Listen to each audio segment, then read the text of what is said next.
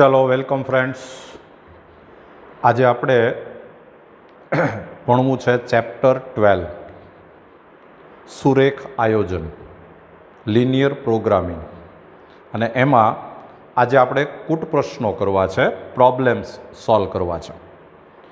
તમને મિત્રો ખબર છે કે પ્રોબ્લેમ સોલ્વ કરવા હોય તો એમાં બીજું કાંઈ નવીન ન હોય, તમારે આખો સમ વાંચવો પડે અને ત્યાર પછી એ સમની મદદથી તમારે બધી અસમતાઓ બનાવવી પડે, અનઇક્વાલિટીઝ ક્રિએટ કરવી પડે અને એકવાર બધા ઇક્વેશન બની જાય પછી આપણે એનો ગ્રાફ દોરી અને એનું સોલ્યુશન મેળવવાનું હોય। એટલે નવીન શું છે કે આપણને ઇક્વેશન બનાવતા આવડવું જોઈએ, how to create unequality equations, right. એમાં આજે આપણે એક્સરસાઇઝ 12.2 આપણે કરવી છે, તો આપણે શરૂ કરીએ। ચાલો ફર્સ્ટ સમ, પહેલા સમ છે એ બરાબર વાંચી લ્યો। રેશમાં જેમાં વિટામિન એ ના ઓછામાં ઓછા 8 એકમ અને વિટામિન બી ના ઓછામાં ઓછા 11 એકમ હોય એવી રીતે પી અને ક્યુ એમ બે પ્રકારનો ખોરાક મિશ્ર કરવા માગે છે। એમણે જે કાંઈ માહિતી આપી છે એને આપણે ધીમે ધીમે એક ટેબલમાં લખતા જઈએ। જુઓ અહીંયા આપણે લખીએ વિટામિન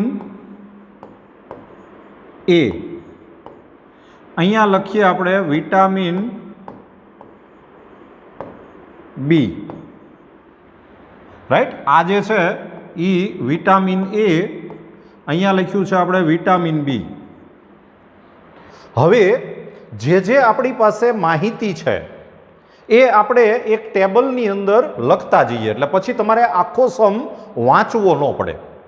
તો પહેલાં એણે લિમિટેશન આપી છે કે વિટામિન એ છે એ ઓછામાં ઓછા 8 એકમ હોવું જોઈએ અને વિટામિન બી છે એ ઓછામાં ઓછા 11 એકમ હોવું જોઈએ। તો આપણે એને લિમિટેશન કહીએ, જે એની મર્યાદા જે છે એ મર્યાદા આપણે કહીએ। એટલે અહીંયા હું લખું છું મર્યાદા, લિમિટ। તો એની મર્યાદા એમ છે કે એ જે છે એ ઓછામાં ઓછું 8 એકમ હોવું જોઈએ અને બી છે એ ઓછામાં ઓછું 11 એકમ હોવું જોઈએ, આવી એની મર્યાદા છે। પછી ખોરાક પીની કિંમત પ્રતિ કિલોગ્રામ 60 રૂપિયા છે। તો હું અહીંયા લખું છું, અહીંયા લખીએ આપણે ખોરાક પી, ફૂડ પી, અને અહીંયા લખીએ આપણે ખોરાક ક્યુ, ફૂડ ક્યુ।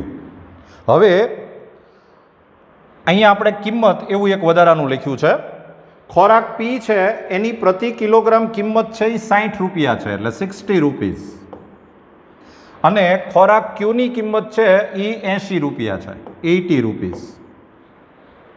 હજી આગળ જો આપણે સમ વાંચતા જઈએ તો ખોરાક પી છે એમાં પ્રતિ કિલોગ્રામ 3 એકમ વિટામિન એ હોય, એટલે પીની અંદર 3 એકમ વિટામિન એ હોય અને 5 એકમ વિટામિન બી હોય, 5 યુનિટ। પછી ખોરાક ક્યુ છે એમાં 4 એકમ વિટામિન એ હોય અને 2 એકમ વિટામિન બી હોય,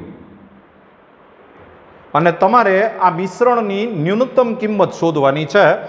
જો મિત્રો બરાબર સમજો, તમને જે પ્રશ્ન પૂછ્યો હોય એ તમારા માટે હેતુલક્ષી વિધેય કહેવાય, ઝેડ। એટલે આપણે આની ઉપરથી ઝેડ નક્કી થશે, કારણ કે તમારે કિંમત છે ને ન્યૂનતમ કરવાની છે, right. રેશમાં wishes to mix two types of food P and Q in such a way that the vitamin contents of the mixture contain at least 8 units of vitamin A and 11 units of vitamin B. Food P cost ₹60 per kilogram and food Q cost ₹80 per kilogram. Food P contains 3 units per kg vitamin A and 5 units per kg vitamin B. Food B contains 4 units of vitamin A and 2 units of vitamin B and find the minimum cost of the mixture. આવું તમને આપેલું છે. તો આપણે સૌથી પહેલું કામ શું કરીએ કે આ P ફૂડ અને Q ફૂડ એ આપણે કેટલા કેટલા યુનિટ આપણે મિક્સ કરશું એ પહેલાં આપણે સપોઝ કરવું પડે કે ભાઈ P યુનિટ છે એ આપણે કેટલો લેશું, P ફૂડ જે છે એ કેટલો લેશું અને Q ફૂડ જે છે એ આપણે કેટલું લેશું. તો આપણે એવું સપોઝ કરી લઈએ કે આ P ફૂડ જે છે P ફૂડ એ આપણે X યુનિટ લઈએ, X યુનિટ કેજી લઈએ, X કેજી. આ આપણે X કેજી લઈએ અને આ આપણે Y કેજી લઈએ. સોરી,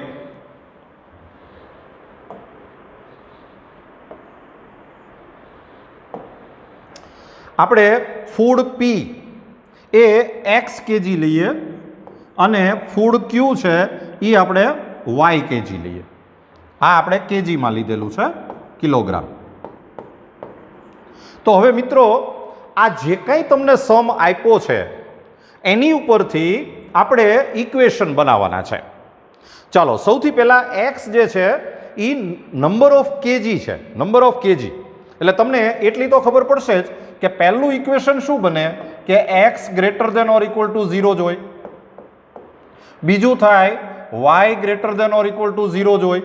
આ બે ઇક્વેશન તો ખરા જ, કારણ કે આ ખોરાક P અને ખોરાક Q છે એટલે એ પોઝિટિવ જ આવે, એ કોઈ દિવસ નેગેટિવ ન આવે. હવે આપણી પાસે લિમિટેશન શું છે કે આપણે વિટામિન A છે એ ઓછામાં ઓછું 8 યુનિટ જોઈએ છે. વિટામિન A જે છે એ ઓછામાં ઓછું 8 યુનિટ મળવું જોઈએ. હવે 1 કેજીમાંથી આ P ફૂડ તમે લ્યો ને તો 1 કેજીમાંથી તમને 3 યુનિટ વિટામિન A મળે. હવે આપણે P ફૂડ લીધું કેટલું, ખોરાક P કેટલો લીધો, X કેજી. એટલે તમારે એક સાદી ત્રિરાશિ મૂકવાની આવે, સાદી ત્રિરાશિ કે તમે 1 કિલોગ્રામ જો P ફૂડ લ્યો તો તમને 3 યુનિટ વિટામિન A મળે. તો X કેજી લ્યો તો કેટલું, તો એ 3X થાય. પછી 1 કેજી તમે જો P ફૂડ લ્યો, Q ફૂડ, ખોરાક Q, તો તમને એ વિટામિન કેટલું મળે, 4 યુનિટ. તો Y એ કેટલું, તો એ થાય 4Y. અને હવે આ ટોટલ વિટામિન A કેટલું થયું, 3X પ્લસ 4Y. તો એ 3X પ્લસ 4Y એ ઓછામાં ઓછું 8 થવું જોઈએ. ઓછામાં ઓછું 8, એટલીસ્ટ 8. એનો મતલબ એમ થાય કે 8 અથવા 8થી વધારે. એટલે આ જે છે એ greater than or equal to 8 થવું જોઈએ. પછી 1 કેજી તમે જો P ફૂડ લ્યો, P ખોરાક લ્યો તો તમને 5 યુનિટ વિટામિન B મળે. તો X કેજી એ કેટલું થાય, 5X, 5X. આ થશે 2Y અને એ ઓછામાં ઓછું 11 થવું જોઈએ.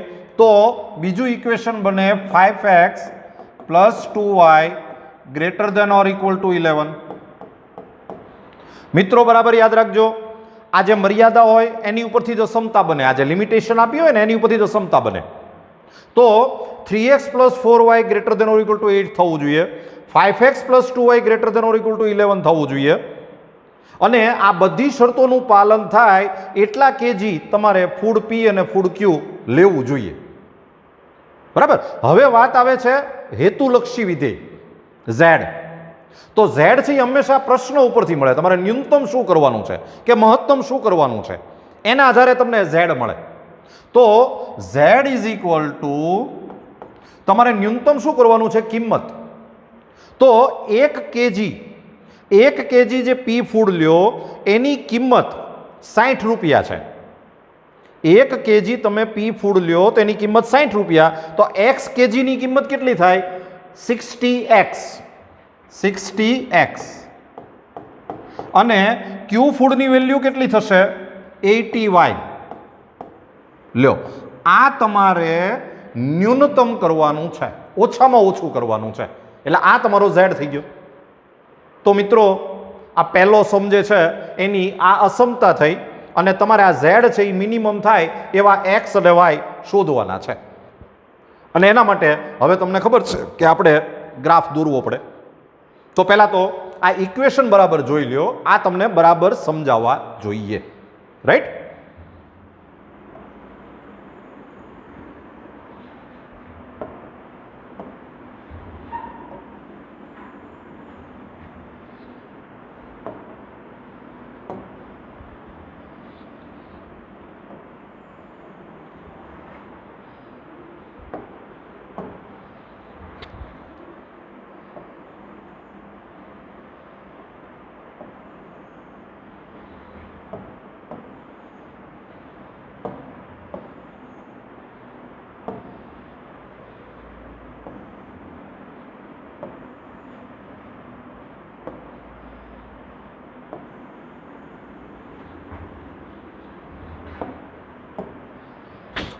લ્યો, આ પહેલાં જે ટેબલ બન્યું છે એને આધારે જ આપણે આ આખો સમ છે એ મેં અહીંયા શોર્ટમાં લખી નાખ્યો છે અને પછી આપણે આ ઇક્વેશન બનાવ્યા છે અને હવે આપણે આનો ગ્રાફ દોરવો છે. ચલો મિત્રો, તો હવે આપણો આ સમ થઈ ગયો. x greater than or equal two 0, y greater than or equal two 0, 3x plus 4y greater than or equal to 8, 5x plus 2y greater than or equal two 11, z is equal two 60x plus 80y. અને હવે આનું આપણે solution શોધવાનું છે. Right? તો આપણે સૌથી પહેલાં ગ્રાફની તૈયારી કરીએ. તો પહેલો ગ્રાફ છે 3x plus 4y is equal to 8 and therefore y is equal to 8 minus 3x by 4. આપણે ટેબલ બનાવીએ. ટેબલમાં આપણે બે જ પોઈન્ટ લેવા છે. આ x, આ y. ચલો આપણે x is equal to 0 લઈએ તો y is equal to 2 આવશે અને x is equal to 8 by 3 લઈએ. 8 by 3 લ્યો એટલે 3 3 કેન્સલ થાય એટલે 8 minus 8 એટલે આ 0 આવશે. બરાબર? ચાલો હવે બીજું સમીકરણ છે 5x plus 2y is equal to 11 and therefore y is equal to 11 minus 5x by 2. Table બનાવીએ.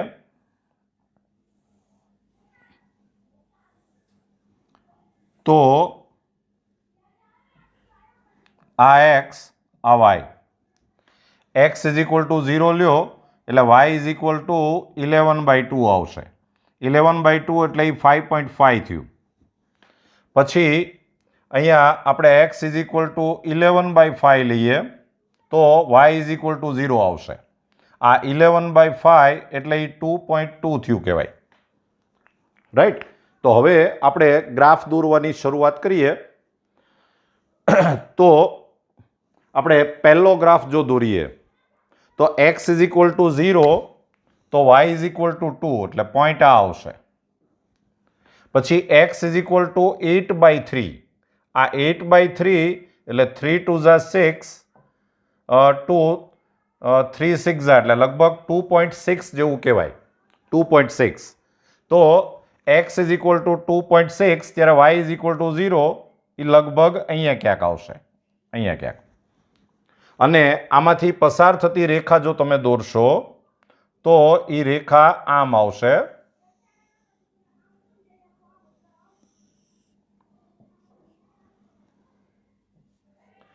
આ આપણે 3x plus 4y is equal to 8 નો ગ્રાફ દોર્યો. અને હવે 0 0 તમે ઓરિજિનલ ઇક્વેશનમાં જો મૂકો તો આનો આન્સર આવશે 0 greater than or equal to 8. અને એ ખોટું છે એટલે નીચેનો ભાગ ન આવે, ઉપરનો ભાગ આવે. એટલે આપણો ગ્રાફ અત્યારે ઉપરનો ભાગ છે. બરાબર? ચાલો હવે આપણે બીજો ગ્રાફ દોરીએ. x ઇઝ ઇક્વલ ટુ 0 તો y ઇઝ ઇક્વલ ટુ 5.5. 5.5 અહીંયા આવશે. પછી x ઇઝ ઇક્વલ ટુ 2.2 તો y ઇઝ ઇક્વલ ટુ 0 તો 2.2 લગભગ અહીંયા ક્યાંક આવશે, અહીંયા. અને એમાંથી જો આપણે ગ્રાફ દોરીએ તો એ ગ્રાફ કંઈક આમ આવવાનો છે, આમ. આ ગ્રાફ આપણે દોર્યો 5x plus 2y is equal two 11 નો. અને હવે એમાં જો 0 0 તમે ઓરિજિનલ ઇક્વેશનમાં મૂકો તો આન્સર આવે 0 greater than or equal two 11, જે ખોટું છે. એટલે નીચેનો ભાગ નહીં આવે, ઉપરનો ભાગ આવશે. હા. પછી x ઇઝ ઇક્વલ ટુ 0 એ આ ગ્રાફ કહેવાય, અને x greater than or equal two 0 એટલે આ ભાગ. આ y ઇઝ ઇક્વલ ટુ 0 કહેવાય, અને y greater than or equal two 0 એટલે આ ઉપરનો ભાગ. અને હવે આ બધામાં કોમન ભાગ જો તમે જોશો, આમ, પછી આ આમ છે, આ આમ છે, આ આમ છે, તો બધામાં કોમન ભાગ જે છે એ આ ભાગ આવે છે. જુઓ, આ ભાગ, આ અનલિમિટેડ ભાગ આવે છે, અનબાઉન્ડેડ આવે છે, અસીમિત આવે છે. આ ગ્રાફ જે છે એ અસીમિત આવ્યો. આ આખો ભાગ આવશે.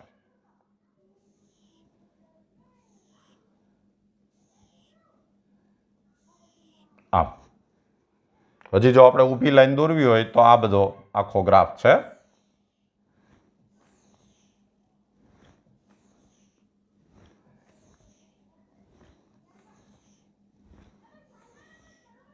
લ્યો, આ તમારે અસીમિત ભાગ આવ્યો છે, જરા ધ્યાનમાં રાખજો.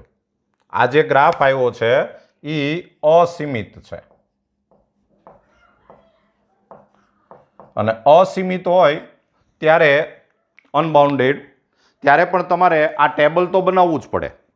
તો એના માટે આપણે આ જે કોર્નર ઉપરના પોઈન્ટ છે એ આપણે શોધવા પડશે. તો કોર્નર ઉપરનું આ જે પોઈન્ટ છે, આ પોઈન્ટ, આ નહીં પણ આપણે આ પોઈન્ટ લેવું પડે. તો એ પોઈન્ટ છે 8/3, આ છે 8/3 0, આ પોઈન્ટ. પછી આ પોઈન્ટ જે છે એ છે 0 0 અને 11/2, 0 11/2. આ પોઈન્ટ જે છે, આ પોઈન્ટ ઓફ ઇન્ટરસેક્શન, છેદ બિંદુ, એ આપણે શોધવું પડશે. એ આની ઉપરથી નહીં આઈડિયા આવે, પણ આપણે શોધવું પડશે. તો પહેલાં આપણે એ છેદ બિંદુ શોધી નાખીએ. તો છેદ બિંદુ શોધવા માટે આપણે આ બે સમીકરણને સોલ્વ કરવા પડશે.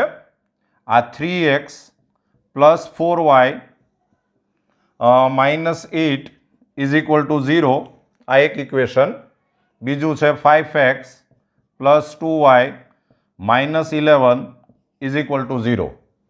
આ બેયને જો આપણે સોલ્વ કરીએ તો x is equal two, x ઉપર હાથ રાખો એટલે -44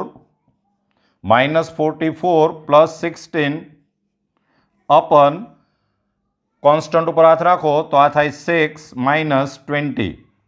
6 માઇનસ 20 તો આ થયું -28. -28 બાય -14 એટલે આ થયું 2. y જો શોધીએ તો y is equal two minus, y ઉપર હાથ રાખો એટલે -33 પ્લસ 40, -33 પ્લસ 40 અપન 6 માઇનસ 20. તો આ થઈ જશે માઇનસ, આ થયું 7 બાય -14 એટલે આ થયું 1/2. તો આ જે પોઈન્ટ છે, આ પોઈન્ટ ઓફ ઇન્ટરસેક્શન, એ તમારે આવશે, આ પોઈન્ટ છે એ છે x યામ 2 છે અને y યામ છે એ 1/2 છે. Point of intersection 2 and 1/2. તો હવે આપણે આ ટેબલ દોરી શકીએ એમ છીએ. તો ટેબલમાં જો હવે આપણે બધા પોઈન્ટ મૂકતા જઈએ તો આપણે અહીંથી શરૂ કરીએ. આ પોઈન્ટ જે છે એ છે 8/3 0. 8/3 0 એટલે પહેલું પોઈન્ટ છે 8/3 0. એ આપણે આમાં મૂકીએ તો 60 ઇન્ટુ 8/3 અને પ્લસ 80 ઇન્ટુ 0. તો આ 3 2 6 એટલે 20, 8 2 16 એટલે આ થયું 160. પછી આ પોઈન્ટ પછી આપણે આ પોઈન્ટ મૂકીએ, એ છે 2 and 1/2.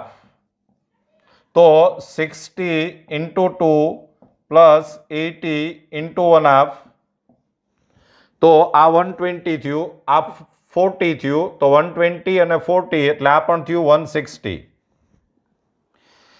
પછી ત્રીજો કોર્નર જે છે એ છે 0 11/2. તો 60 ઇન્ટુ 0 પ્લસ 80 ઇન્ટુ 11/2. તો આ 40 એટલે આ થાય 440. હવે આપણે આની ન્યૂનતમ કિંમત શોધવાની છે. તો આ ટેબલ જોઈને તમને ખબર પડશે કે ન્યૂનતમ કિંમત 160 છે.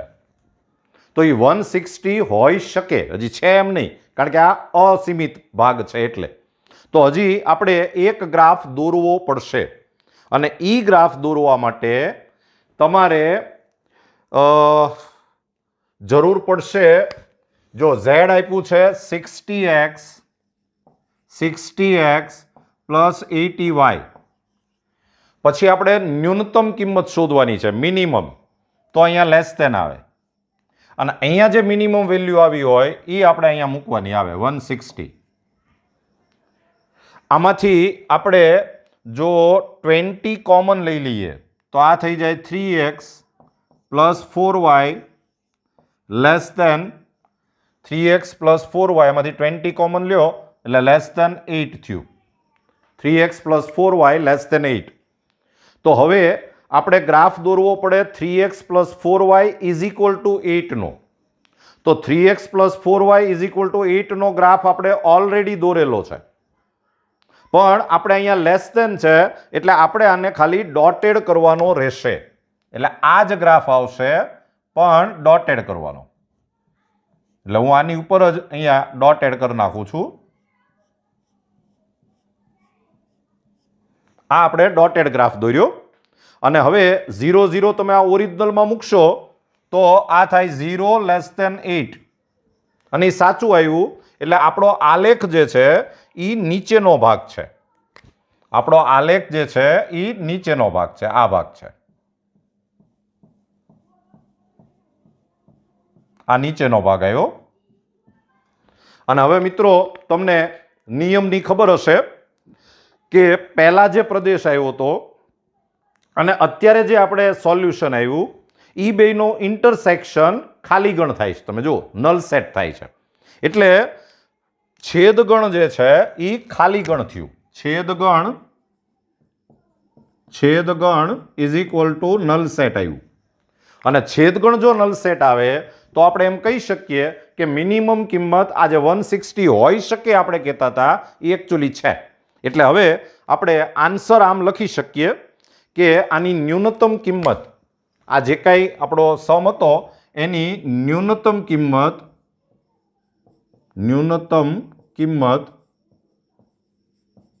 Is equal two 160.